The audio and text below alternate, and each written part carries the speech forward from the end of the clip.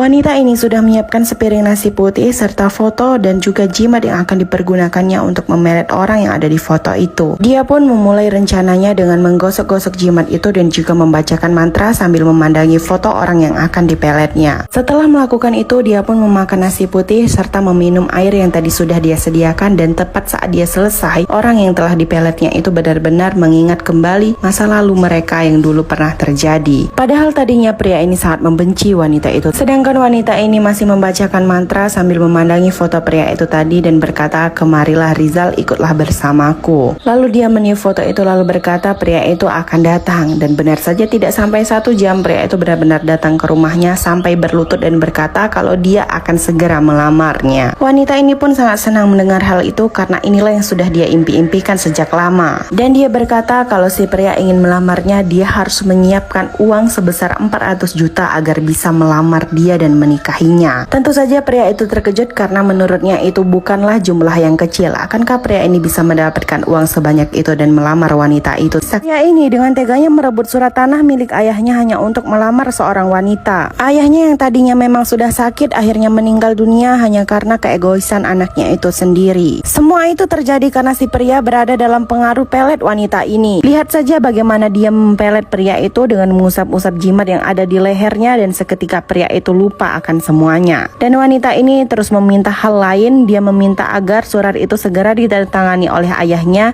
dan menjadi milik mereka berdua. Karena sudah terkena pengaruh pelet tadi, dia tidak peduli kalau ayahnya sudah meninggal dan dia harus mendapatkan cap jempol dari ayahnya. Dia pun langsung pulang ke rumah dan bertanya kepada beberapa warga di mana jenazah ayahnya, dan warga itu menjawab kalau ayahnya sudah segera dimakamkan. Dia pun berpikir kalau dia sudah terlambat dan dia harus meminta cap jempol ayahnya di kuburan. Pria ini dengan anehnya hendak membuka jenazah ayahnya yang akan dimakamkan hanya untuk memberikan cap jempol pada surat tanah yang akan dia jual. Sontak semua orang dibuat emosi dengan apa yang dilakukan, terutama ibunya sampai menangis-nangis meminta untuk berhenti, tetapi dia tidak mau dan memaksa untuk tetap membuka jenazah ayahnya. Karena dia tetap kekeh untuk meminta cap jempol dari jenazah ayahnya, semua warga pun akhirnya memutuskan untuk mengusir dia dari situ karena telah mengacaukan acara pemakaman ayahnya sendiri. Tetapi bukannya pergi dan meminta maaf, pria ini malah berkata, "Aku akan melakukan segala cara untuk mengambil cap jempol dari ayah dan menjual surat tanah ini." Dan benar saja, dengan nekat pria ini pada malam harinya langsung membuka makam ayahnya hanya untuk mendapatkan cap jempol. Pria ini membongkar kuburan ayahnya hanya untuk mendapatkan cap jempol agar dia bisa menjual surat tanah yang telah dia curi dari ayahnya, sampai membuat ayahnya sendiri meninggal dunia. Hanya dilakukannya untuk mendapatkan hati wanita ini, yang tidak lain adalah wanita yang telah memelet dirinya dan memerintahkan untuk menjual surat tanah itu agar segera melamarnya. Bahkan tanpa berlama-lama lagi, mereka berdua langsung menjual tanah itu pada seseorang, dan saat itulah mereka berdua sangat senang karena telah mendapatkan uang yang selama ini wanita itu inginkan. Bahkan yang lebih mengagetkan lagi, wanita ini malah meminta surat rumah dan meminta pria ini segera menjualkannya agar mereka cepat-cepat menikah. Dan dengan satu kali usapan saja pada jimat yang ada di lehernya, pria itu pun langsung mengiyakan semua perintah si wanita. Sedangkan di sisi lain ada beberapa warga yang mengetahui kalau ada sebuah kuburan yang telah dibongkar semalam, dan itu adalah kuburan yang baru saja dimakamkan kemarin. Pria ini sedang mendatangi rumah ibunya dan memaksa untuk memberikan surat rumah segera agar dia bisa menikahi wanita idamannya. Di waktu yang bersamaan ada beberapa warga yang memberitahu ibu ini kalau makam suaminya telah dibongkar semalam. Dan ternyata semua itu adalah ulah si pria ini. Dia membongkar makam ayahnya hanya untuk mengambil cap jempol agar dia bisa menjual tanah yang telah diwakafkan oleh ayahnya sendiri. Sementara di sisi lain, wanita yang telah mempelet pria itu tadi mengalami keanehan. Rumahnya bergetar seakan terjadi gempa dan dia berpikir bahwa ada yang terjadi kepada pria itu. Benar saja, si pria sedang didoakan oleh beberapa orang karena telah dicurigai dipelet oleh wanita itu tadi. Di satu sisi sedang mendoakan pria itu agar terlepas dari pelet, di satu sisi lainnya wanita ini mencoba untuk mempertahankan pelet itu dengan membacakan mantra kembali sambil memandangi foto pria ini. Pria itu pun lalu dibawa ke kamar dengan ditenangkan karena dia terus-terusan menyebut nama si wanita itu tadi sambil menangis. Wanita ini sedang memelet pria dengan kalung jimat yang ada di lehernya. Semua itu dilakukannya di depan ibunya sendiri, dan pria itu langsung terkena lalu marah-marah kepada ibunya dengan meminta surat warisan rumah. Saat mereka berdua hendak pergi, ibunya tentu menahan dan mencoba untuk memberhentikan, tapi dia malah didorong dan membuat dia meninggal dunia karena terbentur oleh pintu. Pria ini sempat panik, tetapi di sisi lain wanita ini memikirkan cara agar si pria bisa meninggalkan ibunya dan peletnya kembali lagi menjadi bertambah. Lalu dia mengajarkan kepada pria itu untuk mengatakan kepada warga kalau ibunya terpeleset sendiri, dan karena dalam pengaruh pelet dia menurutinya lalu memanggil beberapa warga dengan mengatakan kalau ibunya terpeleset saat dia datang kemari. Dirinya juga mengatakan kalau dia telah bertobat dan tidak mau lagi melakukan hal yang aneh-aneh. Sedangkan wanita ini sedang sangat bahagia karena berpikir ibunya dari si pria itu tadi sudah meninggal dan dia akan segera mewarisi rumah si pria itu dengan ilmu peletnya. Tetapi wanita berkacamata ini sedang mencoba melepaskan kalung pelet pada seorang wanita yang telah membuat keonaran di sebuah desa. Saat kalung itu sudah berhasil dilepaskan, kalung itu pun dihancurkan dan tiba-tiba saja pria ini seakan tersambar petir dan pikirannya kembali lagi normal. Saat kembali lagi tersadar, pria itu benar-benar bingung kenapa dia ada di kuburan karena sebelumnya dia telah ada di dalam pengaruh pelet wanita itu tadi. Semua warga di sana pun dibuat bingung dan akhirnya memberitahukan kalau itu adalah acara pemakaman ibunya. Dia pun langsung menangis menjerit-jerit karena merasa bersalah. Pria ini pun terus-terusan meminta maaf sambil menangis dan juga memegangi kayu nisan milik ibunya. Di sela-sela dia menangis, tiba-tiba dari mulutnya keluar, "Ya Allah, hukumlah aku," dan tiba-tiba saja muncul petir serta gempa sehingga membuat semua orang menjadi takut. Di saat yang bersamaan juga wanita pengguna pelet itu tiba-tiba terpeleset karena gempa dan meninggal dunia. Dan pria yang meminta azab tadi tiba-tiba terlempar di dalam sebuah liang lahat yang sedang kosong. Dia pun menjerit ketakutan, tapi sebelum dia ditolong dia sudah terkubur oleh tanah yang ada di atasnya. Itulah akhir cerita dari pria dan juga wanita pengguna pelet.